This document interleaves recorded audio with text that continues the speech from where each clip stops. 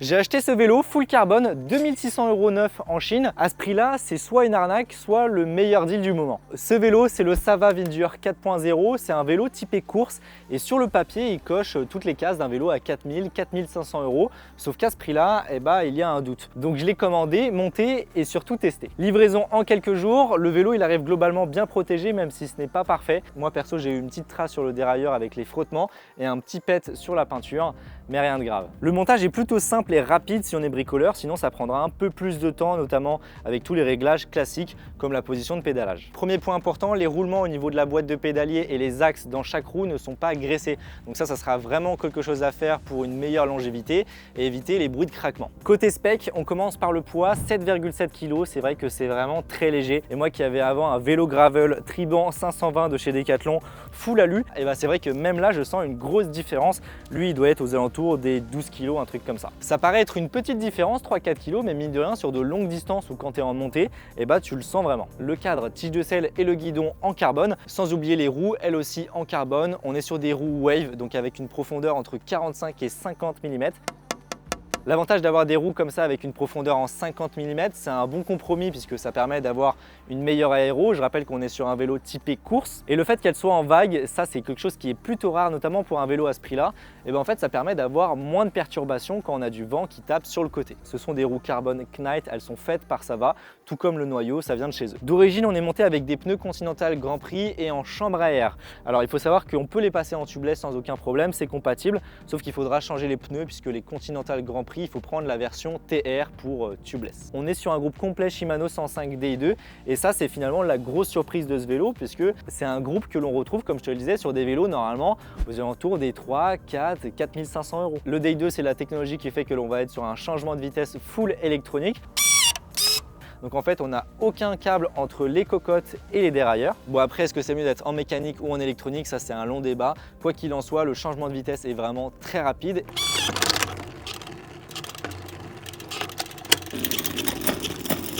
Et Shimano annonce aussi que ça permet d'avoir une meilleure longévité. Putain, j'ai l'impression que c'est lourd maintenant. Moi qui étais avant sur un Shimano 105 full mécanique, je peux te dire que j'ai vraiment senti la différence. Et avec ça, le freinage en full hydraulique avec un disque de 160 à l'avant et 140 à l'arrière, je peux te dire que ça fait un sacré changement en termes de puissance de freinage par rapport à mon ancien système. Les câbles sont entièrement intégrés. Au niveau définition, écoute, franchement, c'est plutôt propre, que ce soit la peinture, le montage, même les vis de selle sont bien cachées à l'arrière. Qu'est-ce qu'il en est maintenant du comportement sur la route? Écoute, après 2 mois d'utilisation, j'en suis très satisfait. En tant qu'amateur, ce n'est pas mon sport principal, on va dire que je vais le rouler 1 à 2 fois par semaine max. J'habite à côté de la montagne, donc j'ai l'habitude de faire beaucoup de dénivelé et franchement, j'ai trouvé le comportement très bon. Il est léger, bien plus léger et agressif que ce que j'ai pu tester jusqu'ici. En montée ou en relance, étant donné que c'est mon premier vrai vélo de route, j'avais l'impression littéralement d'être sur une catapulte, que ce soit à basse ou à haute vitesse, donc on parle de 70, 75, allez 80 km/h grand max. J'ai pas eu de vibration particulière sur le vélo, le comportement est bon et le freinage très efficace. À titre de comparaison, un très beau vélo de chez Trek, c'est le SL6 Gen 4 qui a globalement les mêmes specs que ce vélo, les mêmes périphériques. On est sur 3950 € neuf. Mais à ce prix-là, forcément, il y a des compromis. Déjà de 1, comme je te le disais, sur le mien, j'ai eu quelques défauts esthétiques. 2 petits défauts, rien de grave, mais ça montre qu'on est quand même pas sur du premium. Globalement, je pense qu'il y a aussi des économies qui sont faites au niveau des tolérances et du montage global du vélo. Sur le mien, j'ai pas eu vraiment grand chose de spécifique à faire, mais voilà, je suis quand même venu vérifier le serrage de toutes les vis, j'ai graissé tous mes axes et ma boîte de pédalier. C'est un vélo globalement très bien monté d'origine, mais il faut quand même être un minimum bricoleur pour pouvoir repasser derrière chaque élément. Il y a une chose très importante quand même dont il faut parler, c'est le SAV. C'est vrai que quand tu achètes une marque comme ça, le SAV est un petit peu incertain. Déjà, c'est une marque un petit peu nouvelle entre guillemets. Enfin, elle existe depuis longtemps, mais on peut pas dire qu'elle soit très répandue. Donc forcément, il y a beaucoup moins d'expérience client. D'après ce que j'ai pu lire sur les réseaux, on est quand même sur globalement un bon SAV. Mais j'ai vu quand même certaines personnes qui se sont fait remplacer sans problème une fourche ou encore une roue. Tu vois, par exemple ici, j'ai un Trek Top Fuel, mon VTT que je me suis acheté cet été. J'ai eu un problème comme ça d'origine avec mon corps de roue libre. Il a tout simplement explosé en pleine sortie alors que le vélo il était tout neuf.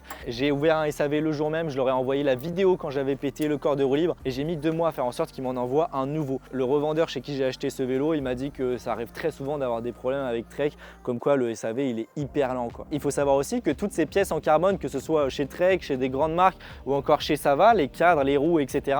Et c'est fait dans les mêmes usines. Alors certes, les tolérances, peut-être certains matériaux, etc. ne sont pas identiques, mais voilà, ça reste quand même du très bon matériel. La vraie question, c'est est-ce que ce vélo est à la hauteur d'un vélo à 3000, 4000, 4500 €? Sur le papier, j'ai envie de dire que oui, puisque globalement, on est sur les mêmes composants, mais il y a des petites nuances. Déjà, quand tu achètes un vélo de chez Trek versus ce Sava par exemple, en fait, tu achètes principalement le cadre, puisque c'est le cadre qui est propriétaire à chaque marque. Et puis après, le groupe, voilà, ça sera du Shimano ou du SRAM par exemple. Mais par contre, il y a bien une grosse différence, ça va être les roues. Par exemple, on peut avoir un beau vélo avec des roues en DT suisse versus ce vélo avec des roues propriétaires Sava. Il y a des vidéos YouTube sur internet, ils font des versus et globalement ils obtiennent les mêmes performances. Mais la question, ça va être sur le long terme, qu'est-ce que ça va donner? Et là pour l'instant, c'est trop tôt pour le savoir. Globalement, de tous les retours d'expérience que j'ai pu lire, les gens sont assez satisfaits de leur vélo Sava, surtout quand on voit le rapport qualité-prix. Maintenant, si tu n'as pas du tout envie de te casser la tête avec le moindre problème, tu n'es pas du tout bricoleur et tu roules beaucoup, ça vaut peut-être plus le coup de prendre un vélo de marque. Peut-être que les performances sur le moment et sur le long terme même seront identiques, mais au moins ça permet d'avoir plus de recul sur la qualité du produit. Et à ce prix-là, tu prends ou pas? Dis-moi ce que tu en penses en commentaire, je te mets tous les liens dans la description et puis sur ce, on se retrouve pour une prochaine vidéo. Allez, salut!